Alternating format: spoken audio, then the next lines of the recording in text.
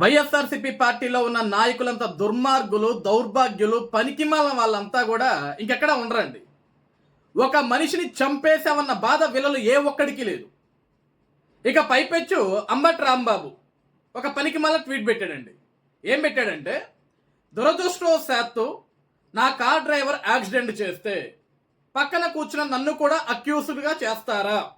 ఈ చట్టం ఈ దేశంలోనే ఎక్కడా లేదు అని పెట్టాడు. దురదృష్టవశాత్తు అంబటి రాంబాబు నువ్వు అన్నట్లుగా నీ డ్రైవర్ యాక్సిడెంట్ చేస్తే పక్కన నువ్వు కూర్చున్నా, నీ పక్కన జగన్మోహన్ రెడ్డి కూర్చున్నా, నీ వెనక విడుదల రజనీ గారు కూర్చున్నా, ఆమె పక్కన వైవి సుబ్బారెడ్డి కూర్చున్నా, ఆయన పక్కన ఇంకొక రెడ్డి కూర్చున్నా, ఎవరు కూర్చున్నా సరే దురదృష్టవశాత్తు అక్కడ యాక్సిడెంట్ జరిగితే వెంటనే మీరు ఏం చేయాలి? ఆ యాక్సిడెంట్కి ఎవరైతే గురయ్యారో ఆ పెద్ద మనిషిని వెంటనే అక్కడి నుంచి హాస్పిటల్కి పంపించాలి. అతనికి సరైన వైద్యం అందించాలి. అతను బాగోగులు తెలుసుకోవాలి. ఆ తర్వాత మీకు ఏమైనా పని ఉంటే ఆ పని చూసుకోవాలి. కానీ మీరేం చేశారు? నువ్వన్నట్లు దురదృష్టవశాత్తు జగన్మోహన్ రెడ్డి కూర్చున్న కారులో జగన్మోహన్ రెడ్డి పక్కన ఉన్న డ్రైవర్ ఒక మనిషిని గుద్దేసి ఆ కారు టైర్లు ఆ మనిషి మీద ఎక్కి తొక్కేసిన తర్వాత కూడా మీరేం చేయాలి? ఆ గాయపడ్డ వ్యక్తిని హాస్పిటల్కి పంపించాలి. కానీ మీరేం చేశారు? ఆ గాయపడిన వ్యక్తిని వాడు ప్రాణాలు పోతే పోని మనకెందుకులే వీడితోటని చెప్పేసి అతన్ని రోడ్డు పక్కకి విసిరేసి మీ కార్యక్రమానికి మీరు వెళ్ళిపోయారు. దీన్ని ఏ చట్టంలో అయినా సరే దీన్ని నేరంగానే పరిగణిస్తారు. అంబటి రాంబాబు అప్పుడప్పుడు నువ్వు కూడా నల్లకోట ధరిస్తుంటావు కదా, కోర్టుకి వెళ్తుంటావు కదా వాదనలు చేయడానికి, లాపట్టా పొందావు కదా. ఆ మాత్రం కామన్ సెన్స్ లేదా నీకు? ఇలాంటి పనికి మళ్ళీ ట్వీట్ పెట్టేటప్పుడు దురదృష్టవశాత్తు నిజంగా ప్రమాదం జరిగితే అప్పుడు దాన్ని ఎంక్వైరీ చేసి చేస్తారు.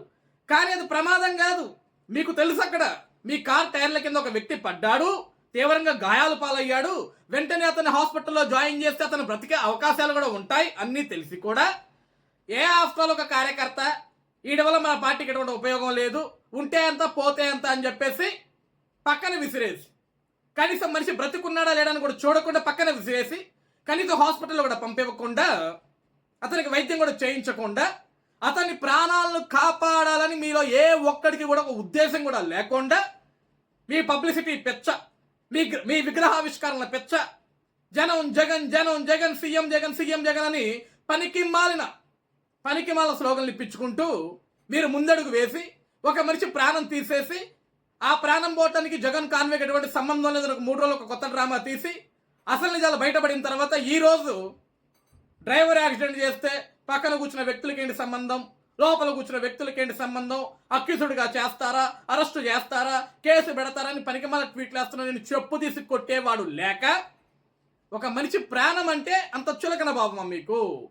చీమ కుట్టినట్టయినా ఉండదా? మీ కారు టైర్ల కింద పడి ఒక మనిషి ప్రాణాలు కోల్పోతుంటే ఆ మనిషిని హాస్పిటల్ తీసుకెళ్లాలని ఇంగిత జ్ఞానం లేదు. మీరు ఒక మనుషులా? మీది ఒక బ్రతుక? మీది ఒక పార్టీయా? ఇలాంటి పనికిమాల బ్రతుకులు బ్రతుకుతున్నారు. అవసరమా ఈ సమాజంలో? మీరంతా పనికిమాల చెత్త మీరంతా.